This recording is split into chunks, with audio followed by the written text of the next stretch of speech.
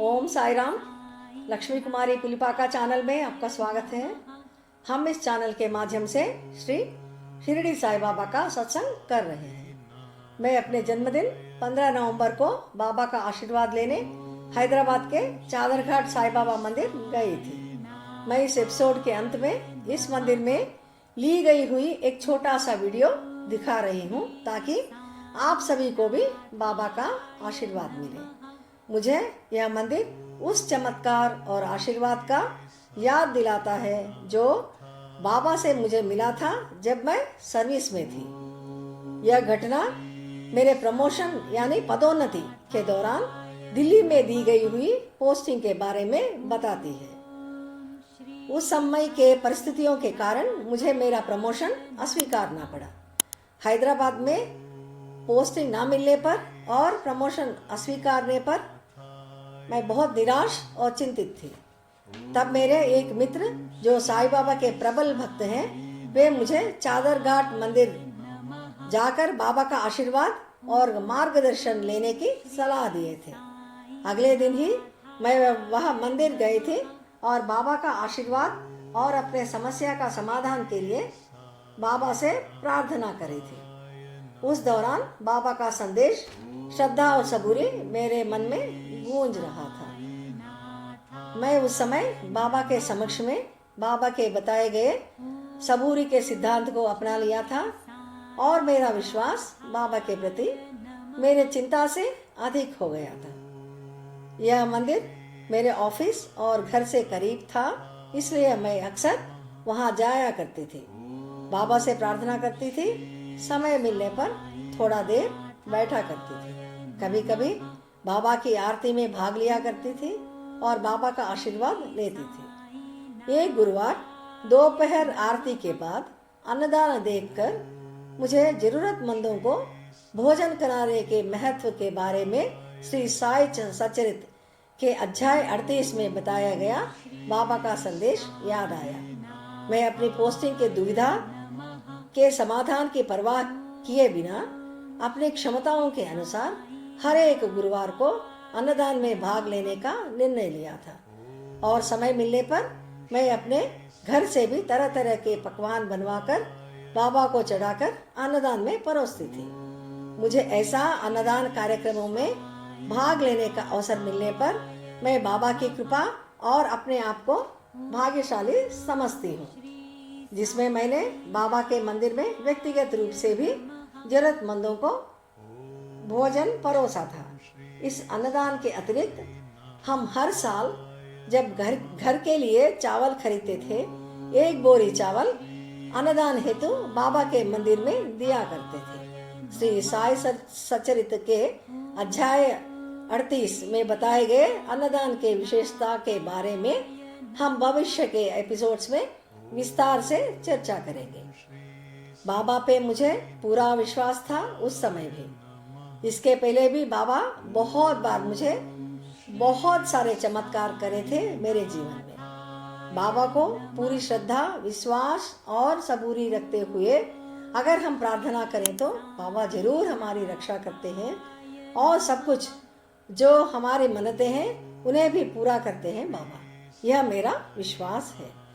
ऐसा ही बाबा के प्रति विश्वास पूर्वक प्रतीक्षा के बाद अंततः मुझे हैदराबाद में ही पोस्टिंग मिली थी। इस प्रमोशन पे हैदराबाद में पोस्टिंग मिलना केवल असाध्य के बराबर था। बाबा ने असाध्य को साध्य बनाया। एक सच्ची चमत्कार जिसने बाबा में मेरे विश्वास को और मजबूत किया। श्रद्धा और सबूरी पर बाबा की शिक्षाएं एक मार्गदर्शक प्रकाश बन गई जो दृढ़ विश्वास और धैर्य के साथ समर्पण के महत्व पर जोर देता है। यह चमत्कार और मेरे जीवन में हुए गए कई ऐसे बाबा के आशीर्वाद और चमत्कार से मेरे बाबा के प्रति अटूट विश्वास की शक्ति को और मजबूत बना दिया। इसलिए हम कभी उम्मीद न छोड़े। बाबा को सच्ची श्रद्धा और सबूरी के साथ प्रार्थना करने पर हमें हमारे भक्ति का फल बाबा जरूर देंगे। यह मेरा अटूट विश्वास है। मैं यह उम्मीद करती हूँ कि इस एपिसोड में बताया गया मेरा अनुभव सकारात्मकता फैलाएगी। आइए अब हम हैदराबाद के चादरघाट साईं बाबा मंदिर के वीडियो देखें और बाबा का आशीर्वाद लें। हमें मंदिर में प्रवेश होते ही बाबा के समाधि मंदिर का दर्शन होगा। उसके बाद द्वारकामई में बैठे हुए बाबा दिखेंगे।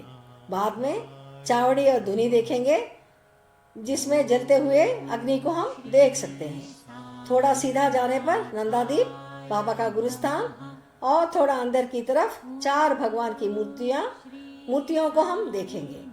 भगवान शिव जी का, उनके सामने नंदी का, बगल में गणेश जी को, भगवान दत्तात्रेय जी को और हनुमान जी को देखने का भाग्य मिलता है।